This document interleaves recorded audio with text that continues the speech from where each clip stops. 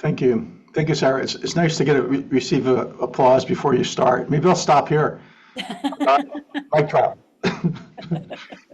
Nice to be with you. I'm going to talk a little bit about an opportunity, an industry opportunity, and some challenges. I think we have some chance to do something that helps people, helps communities see the industry a little bit differently, but it's a space filled with challenges. When I go to communities where mining has taken place historically, typically, and especially when there's new mining being proposed, one of the first questions that you get, or the first questions that a new company gets, a new proponent gets, is, what are you going to do about the impacts of the past? How are you going to remedy that tailings, that leaching into water, even just the physical and visual disruption that resulted from past mining? And we all understand that it's not the responsibility of the legal responsibility or the corporate responsibility of the new mine proponent to fix all that, but I do think it's the industry's responsibility to take that into account, because we all know that, and we've been talking about critical minerals. It's pretty clear that we're going to need to accelerate the pace of development and production of critical minerals significantly. I would argue that the only way that's going to happen is if we can increase and accelerate community social license, both locally in communities where mining happens and globally with influencers and stakeholders and decision makers. Those two things have to happen. You have to get a reset of the industry's positioning around who it is and what it's trying to achieve. And the only way you're going to do that is if you can address the problems of the past. So it's a bit of a conundrum, really. And so what we've tried to do, I've launched a company. I've spent, by way of introduction now, after telling you what I'm going to talk about, by way of introduction, I run a startup mining company, which is called Regeneration. It's actually a restoration company that remines to support restoration and a different kind of closure outcome. And I've spent my career in environmental policy and advocacy, including designing public pressure campaigns to put pressure on the industry to do better. Going back to the late 1990s and early 2000s, when I was working with jewelry industry leadership and then technology companies, essentially using their brand value to put pressure up the supply chain, and introducing them for the first time to concepts like free, prior, and informed consent in their value chains.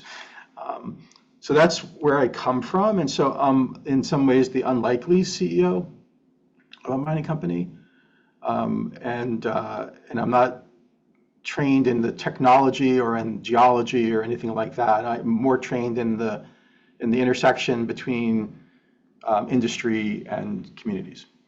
And that's why I'm sitting in Washington, D.C., which is where my office is. So that's who I am, and that's what I'm working on. And so what are we doing, and why is this something that people in the industry, not just our company, should care about? I think it's because the industry needs us. Like, so what we are is we're looking, waste is our opportunity, right? So all the tailings, waste rock, wastewater that comes out of old mines is an opportunity. And we know that in the mining space there's competition, but we see it so far as mostly purely commercial. Can the copper or the other metals in that tailings be turned into something that is a commercially viable project? And that's an important question to ask, because to the extent that's the case, then there's real good opportunity to rethink and repurpose that waste. But I think it's a mistake in the industry's part to just think commercially about mineral processing. We've got to think about the conditions in the communities and a different vision for closure, whether the tailings is purely commercial or it isn't. Our company, Regeneration, is a bit of an innovation in and of itself, because we set it up as a public benefit company, and we did that intentionally because our view is that there's great opportunity in the waste space. But there's also a lot of risk, and there's a lot of obstacles that are prohibitive. And the very first is that for good reasons, we treat anything that's a waste product as a liability if it has metals in it, if it has the potential for environmental impact. And that makes it very difficult to go put your hands back on it. And that's really typically for real good reasons, because it's hazardous.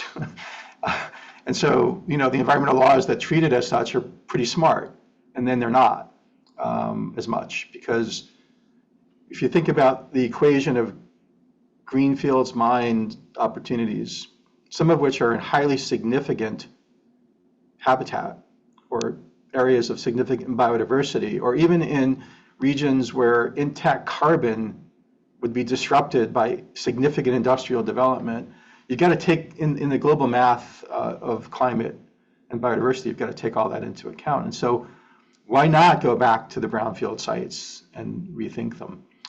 But you have to get past this issue of liability. We're not saying, one of the innovations we need to do that isn't to say, okay, there shouldn't be any liability. It's more about how do you enter that space responsibly?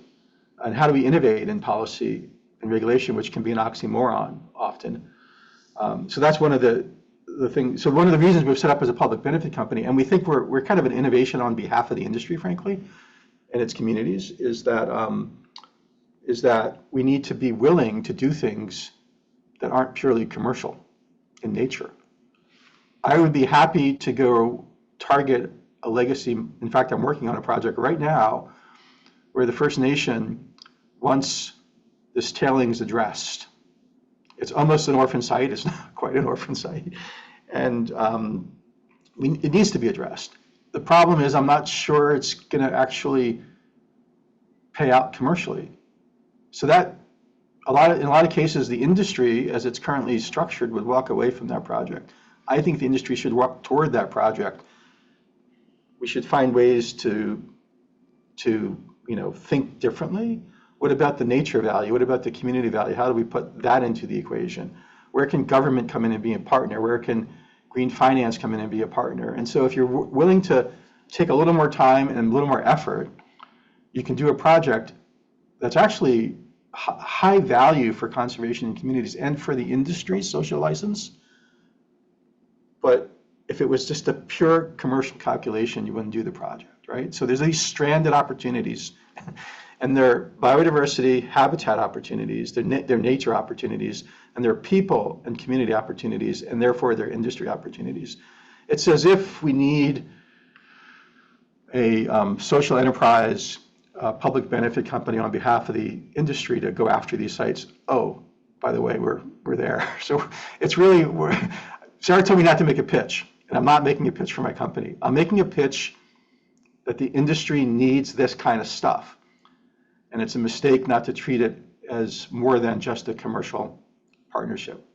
We're pretty pleased that we have commercial and social environmental partners from the industry, from downstream, from communities. Like, that's all good. But I think that our plea is we need to do more and do it faster and better. And that, I think, will open up a lot of space. I'll just say one closing thing and I'll open it up because I don't want to just talk my morning. But that is, there are a few reasons now is the time for this, right? So one is and you've been talking about the critical minerals demand, and even though it's like temperamental, the long-term trend is certainly there, right? And so we need to get more of this stuff out of the ground. In our case, out of waste on the ground. It's a circular economy strategy. Like, we're just not post-consumer. It's not taking an iPhone and getting the metals out. It's the stuff that didn't make it into the iPhone is a pre-consumer circularity target. It's the decade of restoration, so we should be doing more restoration. And why not go to brownfields mine sites and turn them green? I mean, that's a global priority. And then fundamentally, this point I started with, social license, the industry needs it. If it wants to be, part of, and it wants to get through this tension in the system around scaling production, I think you need strategies like this. And I'm not saying we're the only one, but I think it's this kind of thinking that needs to be at the forefront of industry. It's trade associations, it's companies, it's sustainability departments, it's CSR departments, and so on. Thanks. I'll leave it at that, Sarah. Awesome. Thank you so, so much, Steve. Everybody, please put your hands together for the fantastic Stephen Desposito. Thank you very much. Fantastic. Now, Stephen, I have been receiving all sorts of messages whilst you've been speaking, with people going, oh, this is so exciting, and various different comments and various different questions. One of the things that you were mentioning was, okay, so you've got your, say, normal model, which is where a company needs to try and find that financial value in what they're doing. And then this different model that you're following at the moment.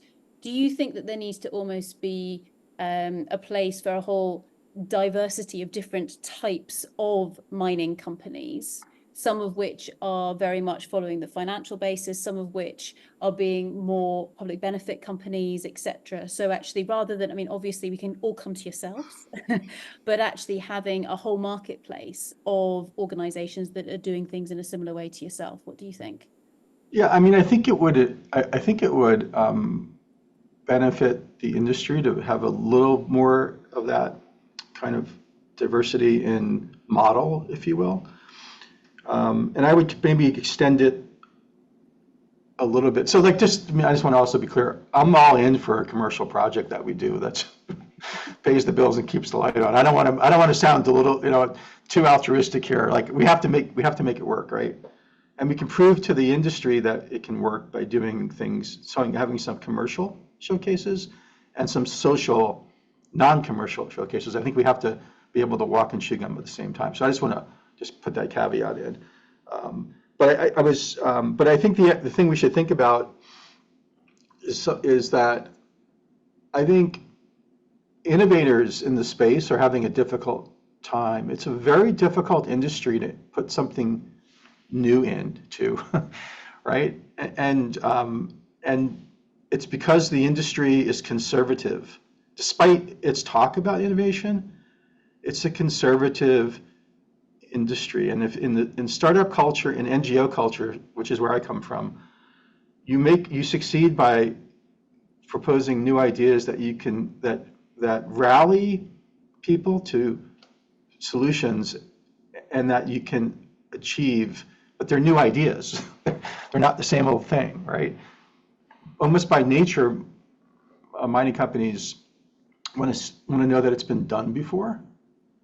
And so it's a block. Even some of our partners, as you work with them, their CEO may endorse what we're doing, but you get into the system and there are blocking mechanisms every step of the way. So with that, sorry, keep going. It's just that, so there's that, but then there's also we also need to think not just about mining. Like I was in a community recently and we were talking about partnering, and they said, well, actually, we'd rather partner on the restoration part. Like we want a restoration economy in our community, right? And so Regeneration is part of that, but they were like, you guys deal with the mining and help us with the restoration, but we want the restoration side. So I think that's like a way to maybe think a little, you have to think a little differently. Awesome.